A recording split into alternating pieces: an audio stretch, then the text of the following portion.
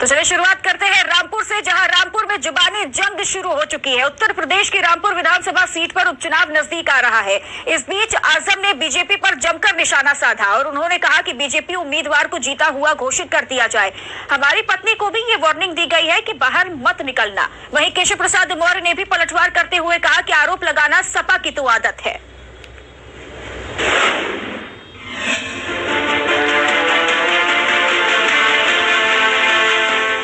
उत्तर प्रदेश की रामपुर विधानसभा सीट पर उपचुनाव नजदीक आ रहे हैं। ये सीट सपा नेता आजम खान की विधायकी जाने से खाली हुई है। आजम को कोर्ट ने 3 साल जेल की सजा सुनाई है। इसी बीच आजम ने सत्तारूढ़ बीजेपी सरकार पर जमकर निशाना साधा है। उन्होंने कई आरोप लगाए। उन्होंने यहाँ तक कह दिया कि बीजेपी उम्मीदवार को जीता हुआ घोषित कर दिया जाए। आजम खान ने बीजेपी पर आरोप लगाया और कहा कि तकरीबन 50 घरों के दरवाजे तोड़े गए, सड़कों से बेगुनाहों को उठाकर ले गए हैं। हमारी पत्नी को भी ये वार्निंग दी गई है कि बाहर मत निकलना। महिलाओं के साथ ऐसी अभद्रता, ऐसी अमानवीयता और ऐसा शर्मनाक बर्ताव मेरे ख्याल से किसी भी व्यवस्था को शोभा नहीं देता। उन्होंने क्षेत्र में खुलेआम दहशत और अभद्रता किए जाने का आरोप लगाया। और जिस भाषा का इस्तेमाल किया है उसमें हमारी पत्नी और इस शहर की पूर्व सांसद और पूर्व विधायक को भी उन्होंने नहीं बख्शा है। और ये वार्निंग है कि अपने घरों में रहो। और हमारी पत्नी को भी ये वार्निंग दी है कि निकलना मत बाहर।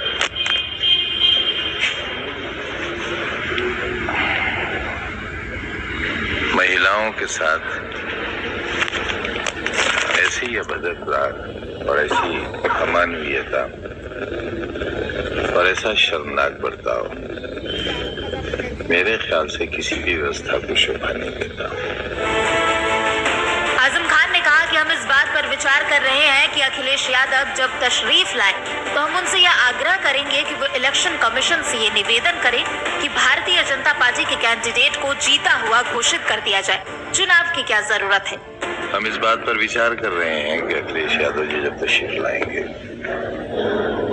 तो हम ये आग्रह करेंगे उनसे कि वो इलेक्शन कमीशन से ये निवेदन करें कि भारतीय जनता पार्टी के कैंडिडेट को जीता हुआ घोषित कर दिया जाए। चुनाव की क्या जरूरत है जब चुनाव हो ही नहीं रहा है और जिस तरह की दहशत है, गलियों में फ्लैग मार्च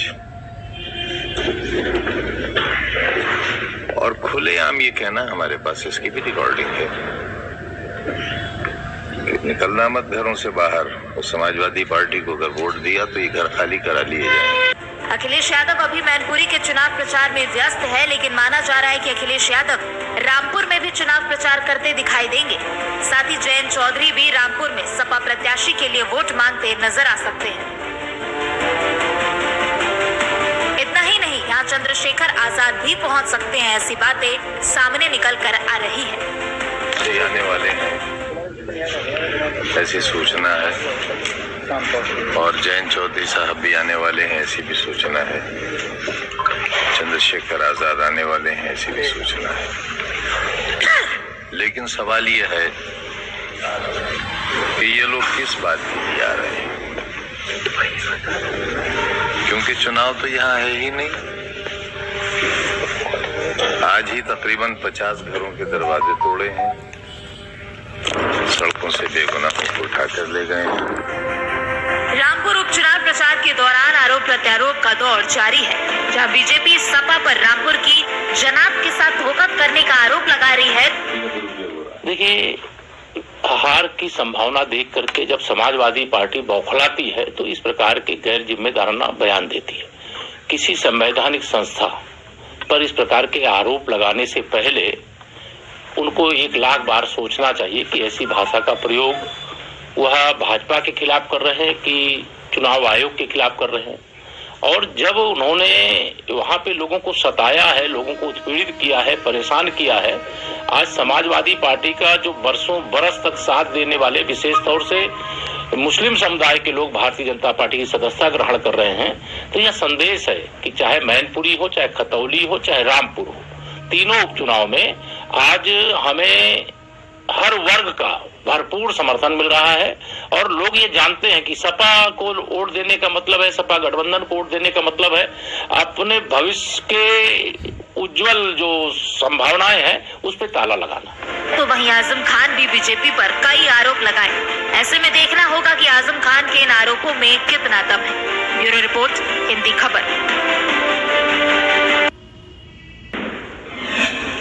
और इसी खबर पर हमारे साथ सुरेश दिवाकर जुड़ चुके हैं तमाम जानकारी के साथ। सुरेश, क्या जानकारी? देखिए, अब उपचुनाव नजदीक है तो बयानबाजी तो एक आम सी बात हो जाती है, लेकिन इस तरह से जैसे आजम खान ने बोला कि उनकी पत्नी को धमकियां दी जा रही हैं, तो इस पर